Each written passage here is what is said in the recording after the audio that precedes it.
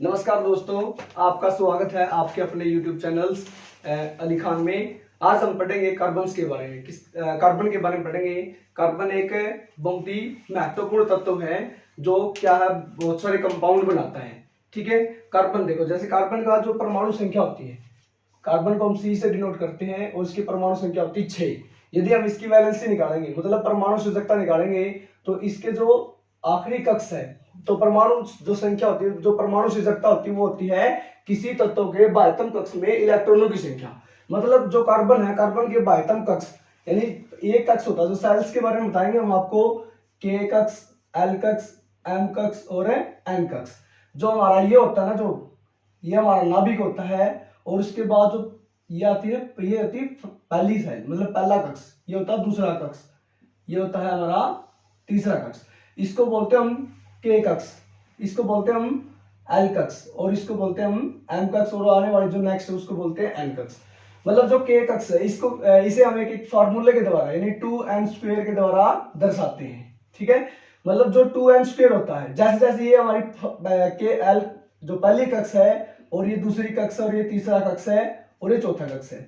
मतलब हमारा क्या है, 2 इंटू, पहले हम पहली कक्ष को लिखेंगे 1, n की जगह 1 का प्रयोग करेंगे। 2 इंटू 1 का स्क्वायर होता है 2 इंटू 1 2। मतलब पहले कक्ष में कितने, 2 इलेक्ट्रॉन। दूसरे में कक्ष में कितने हो गए, यानी n की जगह हम 2 रख देंगे, 2 का स्क्वायर 4, यानी 4 दूनी 8 हो गया। तीसरे कक्ष में, वैसे तीसरे कक्ष में हमें n की जगह क्या रखेंगे, 3 का स्क्वायर, यानी हमारे वैसे तो इतने 18 होते हैं, लेकिन जो परमाणु जो हमारी आधुनिक आवर्त सारणी है, उसके अंदर है ना, तीसरे सेल में केवल 8 तत्व है, इसलिए हम इसमें कितने रखेंगे, 8 तत्वों को ही रखेंगे।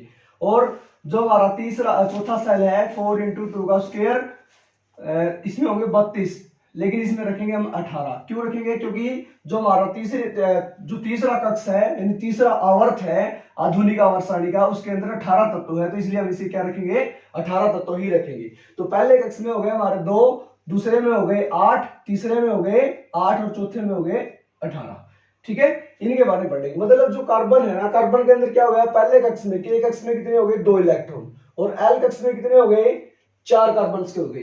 तो जो कार्बन है हमारा, कार्बन क्या है, कार्बन के साथ, जो कार्बन है, कार्बन के साथ स्ट्रॉन्ग बॉन्डिंग बनाएगा। मतलब कार्बन कार्बन के साथ 4 आबंध बना सकता है, यानी इसके अंदर एक विशेष योग्यता है, विशेषता इसके अंदर है कि जो कार्बन है वो किसी के साथ भी हम मिलकर कंपाउंड बना सकता है। जैसे कार्बन ऑक्सीजन के साथ मिलेगा तो क्या बनाएगा, कार्बन डाइऑक्साइड, CO2। मतलब एक कार्बन 2 ऑक्सीजन के साथ क्या कर सकता है, कंबाइन कर सकता है, मतलब CO2 बनाएगा। ठीक है, कार्बन ऑक्सीजन के साथ त्रिआबंध भी बना सकता है, CO3, जिसे हम कार्बोनेट बोलते हैं। ठीक है, क्योंकि इसके अंदर 4 आबंध बनाने की क्षमता है। ठीक है, इसलिए क्या कर सकता है, कार्बोनेट बना सकता है। जो कार्बन है वो हाइड्रोजन के साथ 4 बॉन्डिंग बना सकता है, जैसे कार्बन, हाइड्रोजन, हाइड्रोजन और हाइड्रोजन। ठीक है, हाइड्रोजन की क्षमता क्या है, एक आबंध की है, मतलब एक इलेक्ट्रॉन या तो ले सकता है या फिर दे सकता है, इसलिए हम इसको क्या बोलेंगे, जो हाइड्रोजन है केवल एक आबंध बना सकता है। जो कार्बन हमेशा हाइड्रोजन के साथ कभी भी द्वि आबंध में नहीं मिलेगा, ये हमें कभी नहीं मिलेगा, क्योंकि हाइड्रोजन की क्षमता कितनी होती है, हाइड्रोजन का परमाणु संख्या होती है 1, तो इसकी परमाणु संयोजकता भी कितनी हो जाएगी, 1 ही हो जाएगी। मतलब ये 1 इलेक्ट्रॉन दे सकता है या फिर 1 इलेक्ट्रॉन ले सकता है, इससे बगैर ये नहीं ले सकता। तो जो कार्बन के बारे में पढ़ रहे हैं हम, जो कार्बन हमेशा कार्बन कार्बन के साथ क्या करेगा, 4 आबंध बना सकता है, यानी 4 बॉन्डिंग कर सकता है। लेकिन देखते हैं, जैसे हाइड्रोजन है, वो हाइड्रोजन के साथ हमेशा क्या करेगा, एकल आबंध बनाएगा, मतलब एक बॉन्ड बनाएगा। ठीक है, इससे ज्यादा ये नहीं दे सकता, क्योंकि जो इसकी वैलेंसी होती है वो 1 होती है। ये 1 इलेक्ट्रॉन या तो दे सकता है अपना ऑक्टेट कंप्लीट करने के लिए, या फिर 1 इलेक्ट्रॉन ले सकता है। ठीक है दोस्तों, वैसे देखते हैं हम, ऑक्सीजन है, ऑक्सीजन की क्या होती है, वैलेंसी 2 होती है, यानी ऑक्सीजन के साथ हमेशा द्वि आबंध, यानी 2 बॉन्डिंग बनेगा, इससे ज्यादा ये नहीं कर सकता। ठीक है, नाइट्रोजन है, नाइट्रोजन के साथ हमेशा त्रिआबंध बनाएगा। ठीक है, लेकिन ये देखते हैं, जैसे कंपाउंड होता है NH3, अमोनिया में सब जो नाइट्रोजन हाइड्रोजन के साथ त्रिआबंध बना सकता है,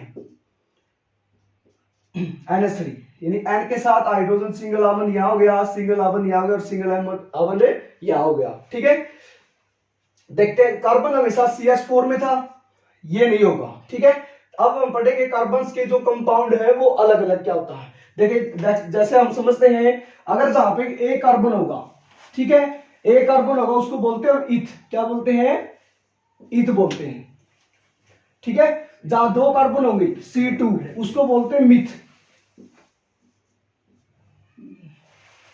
सॉरी उल्टा हो गया ये, पहले ये मिथ होगा और ये इथ होगा, ठीक है। जहां 3 कार्बन होते हैं वहां उसको बोलते हैं हम प्रोप, 4 कार्बन को बोलते हैं हम ब्यूट, और 5 कार्बन को बोलते हैं हमें पेंट, और 6 कार्बन को बोलते हैं हेक्स, और 7 कार्बन को बोलते हैं हम हेप्ट, ठीक है। वैसे ही अगर मैं इनके साथ हाइड्रोजन कंबाइन होते, चल देख इससे समझते हम, जो एक कार्बन है उसके साथ कार्बन की 4 पोजीशन होती हैं, हमने पहले ही पढ़ा 4 पोजीशन होती है, इन कार्बन के साथ हमारे साथ हो गए 4 हाइड्रोजन, यानी इसे हम लिखेंगे CH4, क्या लिखेंगे, CH4। जो CH4 होता है इसके साथ क्या आ गई, 4 हाइड्रोजन आ गई, तो अब इसको बोलेंगे मीथेन, क्या बोलेंगे, मीथेन, ठीक है। अगर कार्बन के साथ यदि हम कार्बन 2 कार्बन है, 1 2 कार्बन, इसके साथ हाइड्रोजन अटैच करेंगे ना, तो ये क्या हो जाएगा, ये हो जाएगा इथेन, ठीक है। और देखते हैं प्रो मतलब 3 कार्बन, 1 2 3 कार्बन, इसके साथ हर एक पोजीशन के साथ हम क्या कर देंगे, हाइड्रोजन अटैच कर देंगे, क्या कर देंगे, हाइड्रोजन अटैच कर देंगे, इसको बोलते हैं प्रोपेन, क्या बोलते हैं, प्रोपेन। वैसे ही कार्बन के साथ हम क्या कर देंगे हमें, यानी C5H12, ये क्या हो जाएगा, पेंटेन, क्या हो जाएगा हमारा, पेंटेन। C6H14 यह हो जाएगा हमारा एक्सेन, और C7H16 ये हो जाएगा हमारा हेप्टेन। यानी ऐसे हम क्या पढ़ेंगे, इसके नोमेनक्लेचर के बारे में पढ़ेंगे, क्या करेंगे हम, नोमेनक्लेचर के बारे में पढ़ेंगे दोस्तों, इसके बारे में। ये होता कार्बन का नोमेनक्लेचर, मतलब कार्बन, अगर एक कार्बन होगा उसको मिथ बोलेंगे, अगर उसके साथ हाइड्रोजन अटैच करते हैं वो क्या हो जाएगा, मिथेन, ठीक है। 2 कार्बन है, 2 कार्बन के साथ अगर हम हाइड्रोजन अटैच करेंगे तो क्या हो जाएगा, इथेन। 3 कार्बन है, 3 कार्बन के साथ हाइड्रोजन अटैच करेंगे क्या हो जाएगा, प्रोपेन। ऐसे ब्यूटेन, पेंटेन, एक्सेन और हेप्टेन बोलते हैं इसको, ठीक है। अब हम पढ़ेंगे इनके ग्रुप्स के बारे में, जिससे हमें पता चलता है नोमेनक्लेचर के बारे में, मतलब कार्बन का नोमेनक्लेचर, नेमिंग कैसे करते हैं कार्बन की, उसके बारे में पता चलेंगे। देखो जो हमारा ऑर्गेनिक केमिस्ट्री है, ये इसके अंदर हमारे जैसे कुछ ग्रुप होते हैं, ठीक है।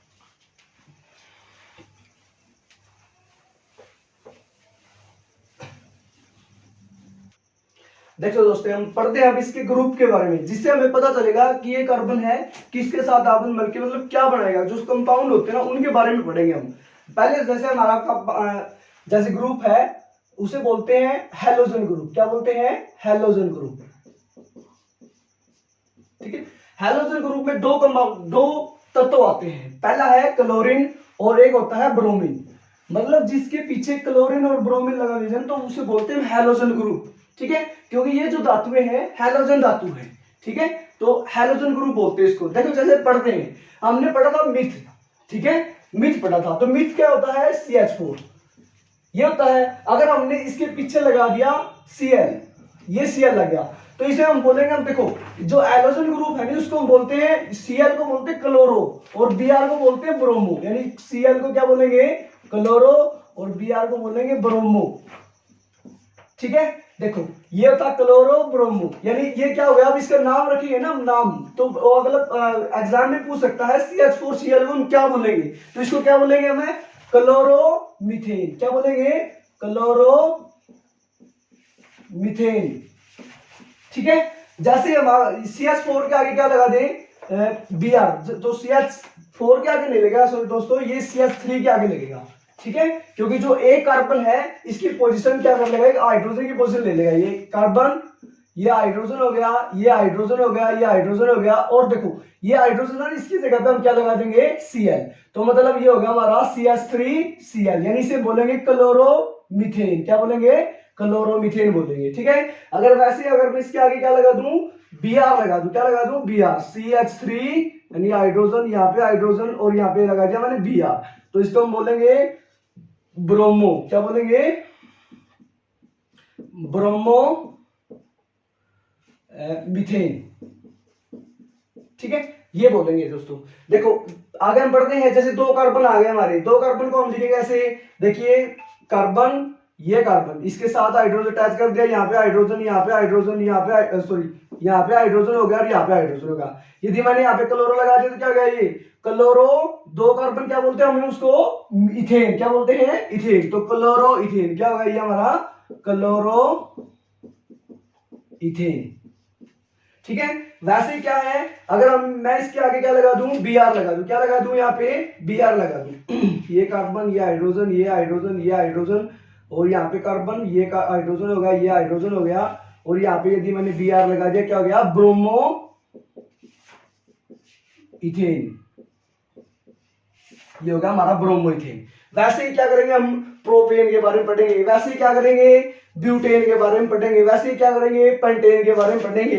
ठीक है, वैसे ही हेक्सेन हो जाएगा, एप्टेन हो जाएगा। ठीक है, तो ये तो हमारा अल्कोहल के बारे में, किसके बारे में था, सॉरी हैलोजन ग्रुप के बारे में, यानी ये हैलोजन ग्रुप है।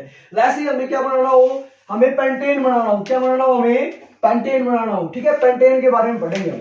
देखो पेंटेन क्या होता है, जिसके अंदर 5 कार्बन, 5 कार्बन कैसे लिखेंगे हम, 1 2 3 4 और 5 कार्बन, इसके साथ हाइड्रोजन अटैच कर देंगे, ये हाइड्रोजन हो गई हमारी और ये हाइड्रोजन हो गई।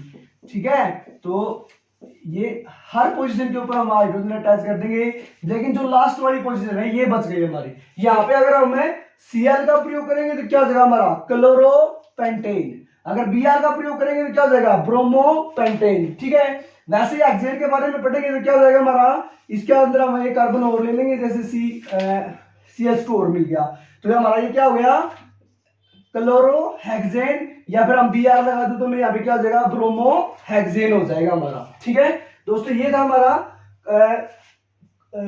हैलोजन ग्रुप के बारे में। ठीक है, तो इसके जो 7 है या 8 भाग है वो बनेंगे। ठीक है, आप कमेंट करके बताना इसका क्या नाम होगा।